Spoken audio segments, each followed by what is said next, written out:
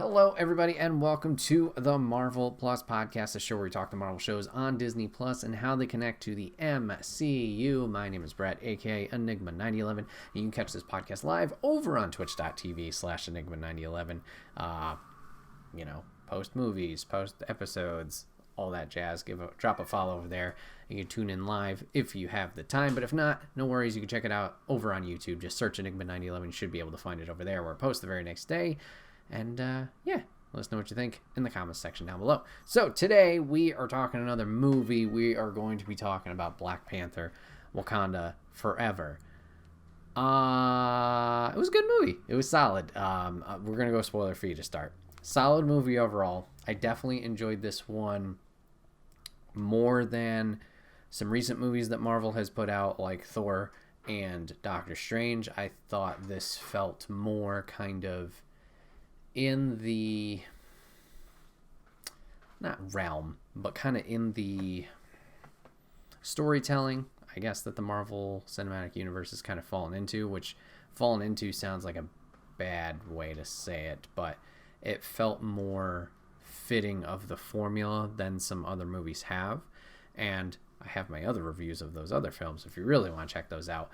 But for some reasons from each of those particular two examples, there were things for me that didn't really connect fully, and not that they were bad per se, because I still enjoyed aspects of them, but they didn't, walking out of it felt like a different experience compared to other films that I had seen in the past. Wakanda Forever definitely felt like a step in the right direction from my opinion, of how it was presented and how the story was told and how the characters were developed and the tone of the film overall. I will say there are still some things that didn't hit the head 100%, or hit the nail on the head 100%. Maybe that's just for me, because obviously everybody has a different opinion, but overall, I thought it was a solid movie. It was a good experience, and I really enjoyed the story that they did decide to tell, obviously with the unfortunate circumstances that did happen in the real world and the adjustments they needed to take because of that. Before we get into full spoilers, I guess just my personal experience. This felt like a long-ass movie, and looking at this runtime, it was a long-ass movie. 2 hours and 41 minutes. Goddamn. I definitely felt it in the theater watching it, like this was taking a while, and not in a bad way. It just felt present of like, we're still going here. Like, there was at one point where I thought we were heading into the third act, but no, it was another setup point to eventually obviously get to that third act and that finale. But that took me by surprise. And then, just personal experience. My movie theater, I don't know what the frick they were doing. 20 minutes of previews beforehand? I get it. You got movies to sell. But brother, that was a lot.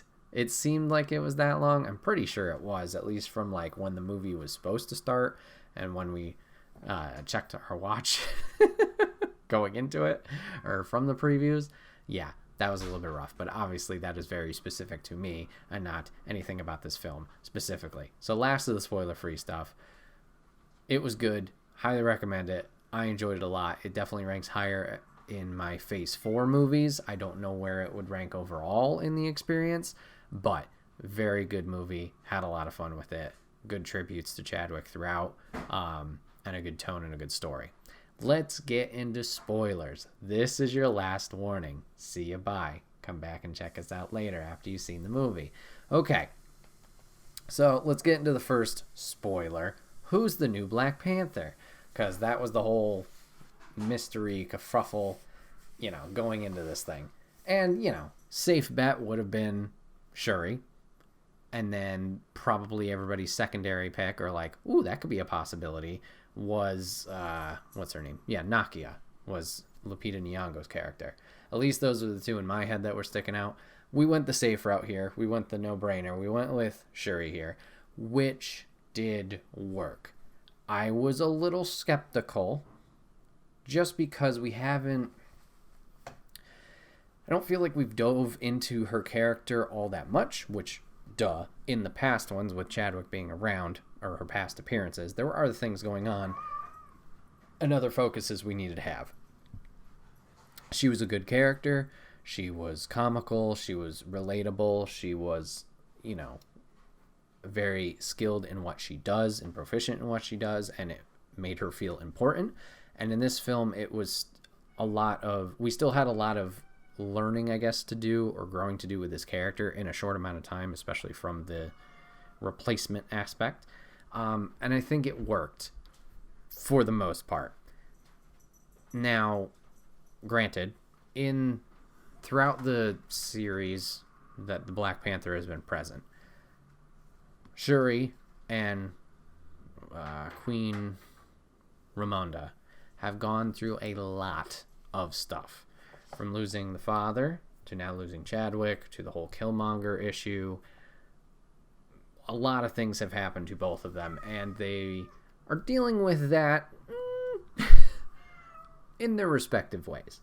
And the big plot point here is, okay, how is Shuri going to move past this and eventually, you know, deal with, I guess eventually, you know, not running Wakanda, but being Wakanda's savior from, obviously, her brother passing from a undisclosed disease that they put in the MCU, to eventually Queen Ramonda sacrificing herself for another character who we'll talk about later, and Shuri just being on her own. How is she going to handle this situation to move past this to become the Black Panther, and how is she going to assume this role? And once again, I get it. Both of them are dealing with a lot of trauma. The rage is there, the sadness is there. There's a lot of emotion behind it. And for the most part, I think we learned to relate to Shuri, but at one point I was also a little bit nervous. So she finally is able to become the Black Panther with the heart-shaped fruit, I believe is what it's called. She's able to kind of recreate it via technology and a little bit of the vibranium provided by Namor through that little bracelet. She's able to recreate it and assumes the powers. And after she gets them, she's filled with so much rage, she is driven by vengeance. And the actress's delivery of everything is good, but me as an audience member sitting there is like, am I supposed to be cheering for you right now? I feel a little worried. I didn't feel like I was backing her 100%, and I get it. It's a learning moment at the end of like, let it go, move on, you know, that kind of thing. Like, the payoff and the lesson learned, I guess, does work out. But I feel like there's other situations where it's a similar thing, where the main character is pushed to these limits and tested, and I feel, I don't know, a little bit more sympathetic for their cause and to them. But with this and her like moment of, I'll say blow up, but like releasing these emotions and saying clearly how she feels, I felt almost like it was a villain turn. I was like, yeah, I don't think that's what we're going for here. So other than that, I think she was good. We delve more into her, you know, her being heavily invested in technology. We learn a lot about like her faith levels, especially from all the events that have taken place. Like, she's lost faith in her, I wouldn't say her culture, but in the religious or at least spiritual ancestor focused parts, and like dove headfirst into the technology aspect, whether it's trying to save her brother or just trying to improve things for her people and try her best to protect them that way. She has a lot of personality when dealing with either Riri or Okoye or Namor eventually. A lot of personality there, so you can kind of not get accustomed, but like build that relationship from a viewer standpoint with her, and that was all good. Yeah, just an interesting character growth or a character arc with her for this movie. I like what they did with her, and I think she did a phenomenal job. I still don't know if she's like, I'm fully pulling for her or rooting for her, but it worked. I hope that makes sense. Let's talk about Riri. So, Ironheart, which, spoiler alert, going to be getting a Marvel show on Disney Plus, if you guys didn't realize that. Cool character to be introduced to. Kind of felt like she was a main point for the villains, like a motivation point, I guess. Like, oh, we gotta stop this scientist from who made this machine from potentially revealing Atlantis and the vibranium and stuff like that. She kind of, after that point, to me, felt very side charactery and kind of fell into the background, which I get. It's, supposed to be Shuri's movie. But I didn't really connect with her as much as, like, I thought I should. And I guess this is kind of supposed to be akin to maybe a phase 1 where, like, oh, Hawkeye just shows up for a little bit of Thor, and then, oh, there he's established. And Black Widow's part of Iron Man 2, and, oh, she's around. I get it. So she was fine.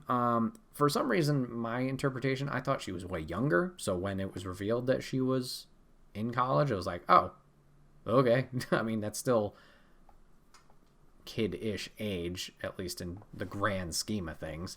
Especially for what she's able to produce and create and craft. But yeah, that just threw me off. So interested to see more of her in Ironheart and see how her character builds.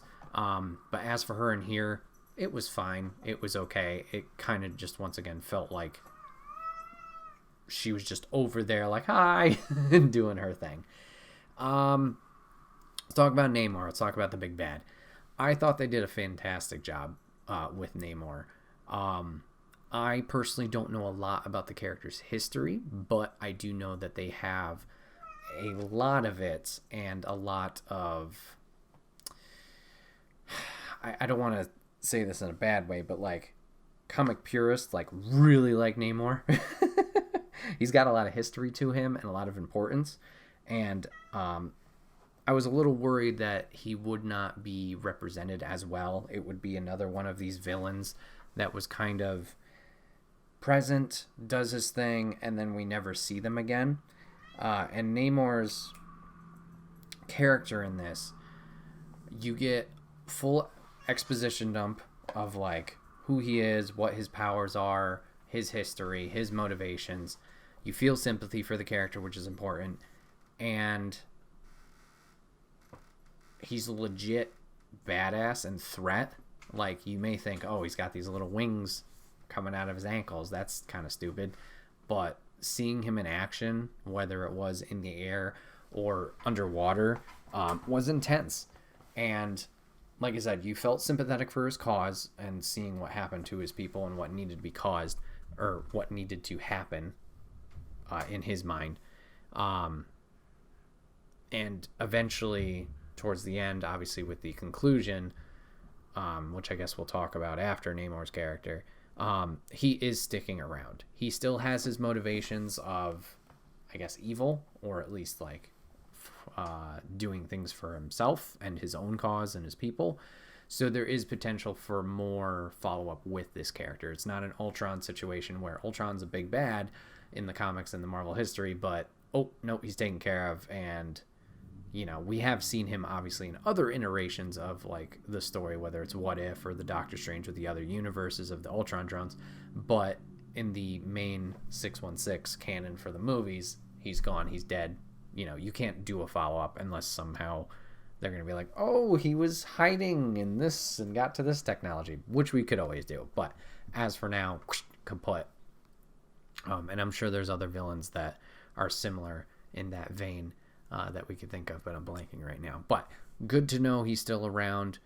He has, in the comic books, been kind of this character that can go across all of the spectrum. He can be a good guy. He's still very, very protective of his people and kind of a dick about it at points, or like too pushy. But then also he can play this evil side. So as an audience, obviously we know he's still doing things selfishly, but it'll be interesting to see how his character is portrayed as we progress, whether it's staying with the Black Panther franchise or potentially circumventing over to other franchises down the road, whether it's Fantastic Four and making that appearance or somewhere else. We'll have to see. So I kind of alluded to the ending, and I'm just going to talk about the, I guess, the conclusion of like how we dealt with our problems here.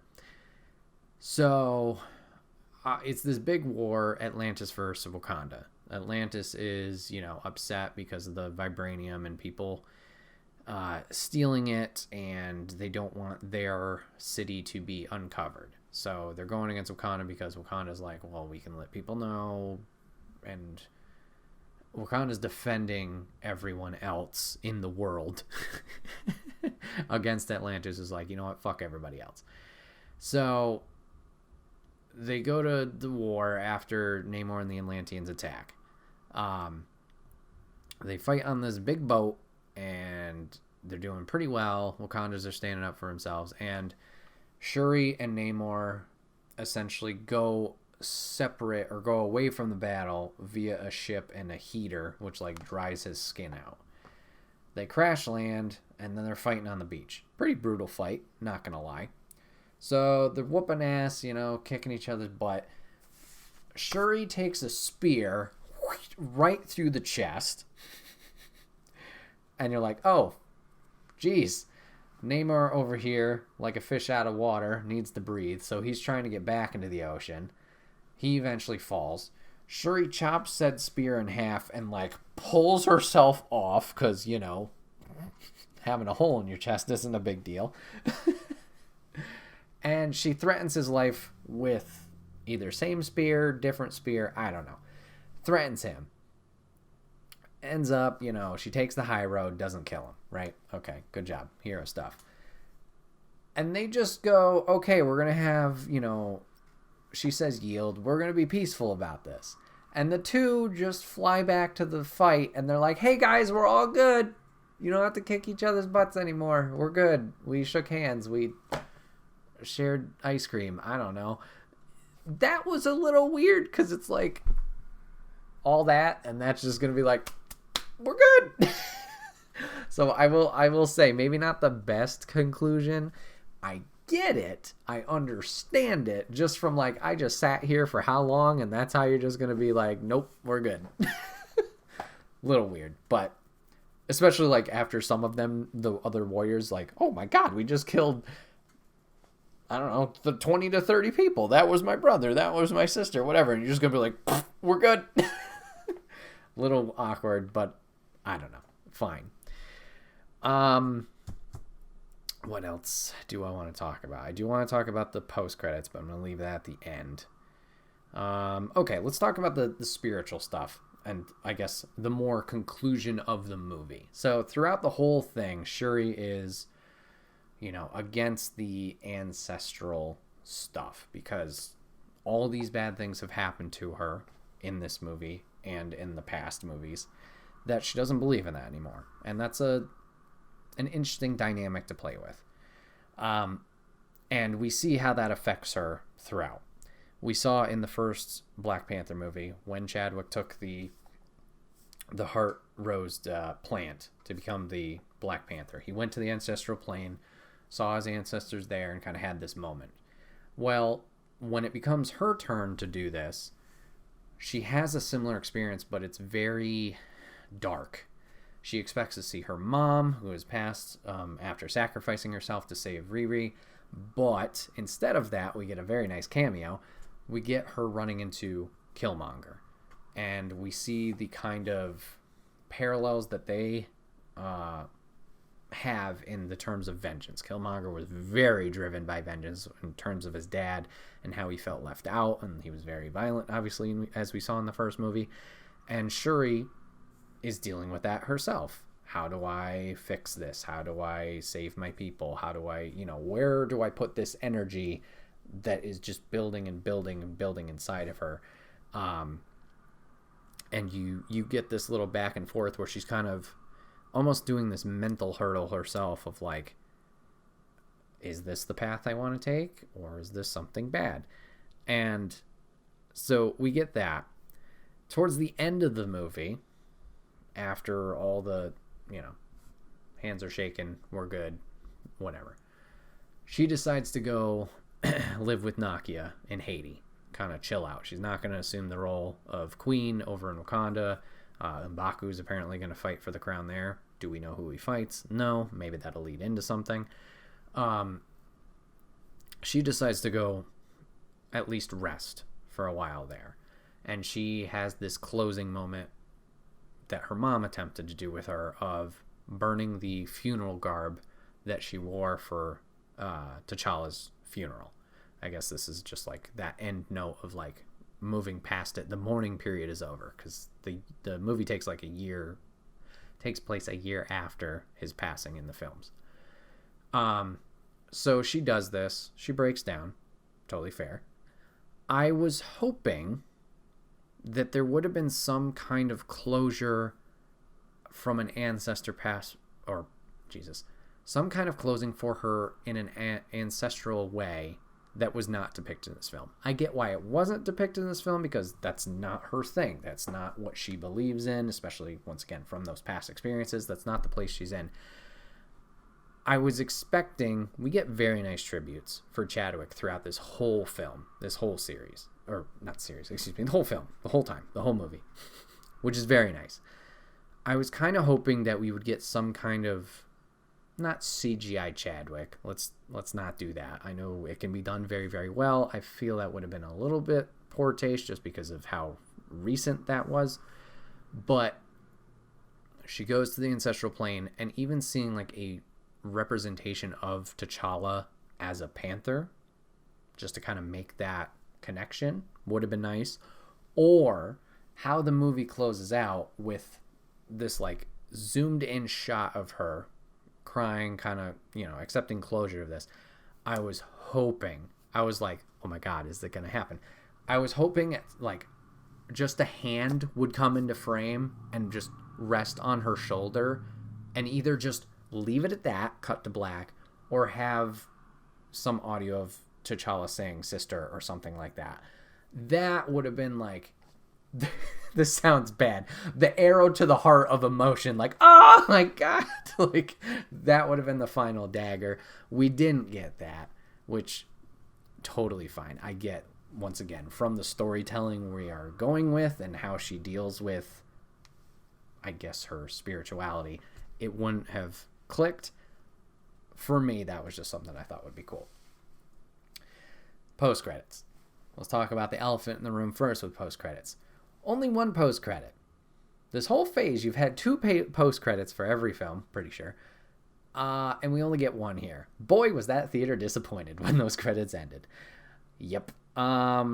So, there was that. The post-credits here. She's still, dealing with the fire. Nakia asks if she can join her, and is accompanied by a small child. I'd say maybe 7-ish. Turns out, T'Challa and Nakia were in a relationship, and they had a kid prior to the blip, because the blip was a 5-year span, and then this is however long after that. You get the year post his death, so numbers-wise it adds up. And yeah, so they have a kid together. I don't remember the kid's hidden name, but the name he's going by. But his hidden name, because, you can keep a secret, is T'Challa. So he is Prince T'Challa of Wakanda. I don't know how I feel about this post-credit scene, if I'm being honest. I get it, they wanted to confirm the two had a relationship. I guess we could have done that in different ways. This felt like a head scratcher. Like, I'm not sure what I'm supposed to take out of this other than, oh my God, they had a relationship, they had a kid, that's great. Like, the kid's 7. So, unless we do another time jump, he's not really going to come into play in any way in the hero form. I know we're doing a lot of younger people in phase 4 for potential young Avengers cast, but I doubt he'll be part of this. So that's a question mark. Also, okay, this is me gonna be a dick. What a piece of shit. You're gonna name your son after yourself? How egotistical of you is that? Just like, ugh. I get it. People do it. People are juniors all over the place, of course. But, like, to me, I was just like, wow, that's... what a move. Like, I thought it would have been a little bit more nice if they named him T'Chaka. Name him after the granddad. But, you know, whatever. This is really nitpicky. Who cares? It doesn't matter. To me, wasn't the best post-credits. It was fine. It could have just been added at the end. I don't think it needed to be the post-credit, but whatever. Like I said, we're picking at really, really nitpicking things we probably shouldn't. So, closing thoughts. So yes, Julia Louis-Dreyfus was in this film as, hold on, I gotta scroll and find her. Valentina. So she appeared again. Cool that we still have her around, kind of being this other evil force, I guess you could say. I wonder if she's going to be the leader of the, not Secret Avengers. There was a comic book line where there was an Avengers group, but they were all evil people. And I think they've said that they're going to do a story with it, but it's not going to necessarily be evil people. It's going to be kind of like rogues, like how Black Widow's sister, I'm blanking on her name. It's going to be her. It's going to be the Thunderbolts. Thunderbolts is what it's called, is the storyline. So I wonder if she's going to lead the Thunderbolts and be part of that whole gimmick. But yeah, originally they were evil versions of the characters. So like Norman Osborn was playing Iron Man and some other people were playing that. But it is confirmed to be an upcoming movie in 2024. And right now I think rumored cast for the Thunderbolts is going to be okay, so this picture has Valentina. We have Ghost from Ant-Man and the Wasp. We have David Harbour's character of Red Soviet. Excuse me. We have Yelena. We have Winter Soldier Bucky. We have U.S.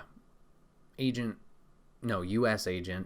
the fake Captain America. And then we have Taskmaster. I don't know if this is confirmed. I'm just literally looking at a picture, so it could be anybody. We could also have Thunderbolt Ross in there, who, unfortunately, that actor passed away. Could he, as recast as Harrison Ford, could he become Red Hulk in this? Also, could Baron Zemo be part of this? That's another, name potential in there. There's a lot of images going around because, obviously, nothing's confirmed yet except for the title itself. So, take everything I say of casting and characters in there with a grain of salt. But the movie is confirmed, so we'll have to see how her being around, how that plays out. But I do like that she is a consistent character, and it's been nice to see her pop up, and that she's still kind of shrouded in mystery. I don't know if the Valentina character in the comics has been anything specifically. I know there were a lot of rumors when she first showed up, or at least a lot of chatter of like, oh, she's Lady Hydra. Is this a way to get Hydra back in the thick of things? I don't know. I'd have to do more research about that. But cool to see her. And then I guess one other thought would be, I feel this movie has another small problem where it has Iron Man syndrome. And what I mean by that is early in the MCU, we had a lot of people and villains that were all just essentially Iron Man. Whether it was obviously Iron Man War Machine on the good side to villains like Ironmonger and Whiplash, and I don't know, I just felt like there was a lot of discussion like everybody's in a freaking Iron Man suit or trying to create these things for themselves, like nobody's just them. It's like an enhancement, and it felt like there was a lot of that here. Obviously, Ironheart, duh, makes sense. But Okoye and I think the other Dora Milaje character is Ao. Both of them get Iron Man suits that look very cool. Like they have the African mask implemented into the design, along with other features to make it look really, really cool. It looks great. It's just like, oh, well, everybody's just in a suit now. Little weird, like, yeah, but once again, small nitpicks. That was all. Overall, movie was fantastic. Really enjoyed it.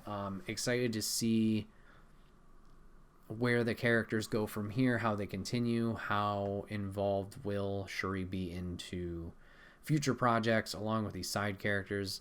I do really appreciate with the Wakanda movies and the Black Panther movies, like, there are so many characters in there and they all feel important and have like personalities, and obviously it's a hidden country and it all feels important, like it's vast. It doesn't feel like it's just one person and a bunch of people who are just kind of present. Like Okoye is a character along with the Dora Milaje, along with M'Baku, along with obviously the royalty, along with Shuri, along with T'Challa, along with Nakia. They feel important enough where they may not show up obviously all the time, but when we pop into these worlds, it's like, oh yeah, you're here, cool, great, I like you, and there's motivation for you.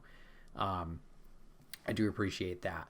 So yeah, we'll have to see where these characters go, where Shuri's adventure takes her, whether she's going to return to Wakanda to maybe be royalty, or if she's just gonna, play the protector role. We'll have to see from there. And then, yeah, what is the fate of Wakanda? Does M'Baku take charge? Does someone else come into play that kind of sets up a third movie if it's not a favorable or good party? Or is this a way to kind of write it off where we don't return to Wakanda because Shuri's not there and doesn't have ties, at least in terms of family? A lot of interesting ways this could go. But yeah, that's Black Panther Wakanda Forever. Hope you guys enjoyed it. Let me know what you thought down in the comment section down below. As this has been another episode of the Marvel Plus podcast. My name is Bret, aka Enigma9011. And if you guys ever want to join in the conversation live, you can always go over to twitch.tv/Enigma9011. Drop us a follow over there. You'll get a notification when we go live for all these fun chats. But if you can't catch it live, that's a-okay. Just go over to YouTube. Search Enigma9011. You should be able to find it over there. Give it a watch. Give it a listen. Let us know what you thought, like I said earlier, in the comment section below. And we'll get back to you and have some fun Marvel talk. But until next time, guys, whether it's a movie or it's a series and a show, thanks again for watching, and we'll see you guys on the next one. Take care.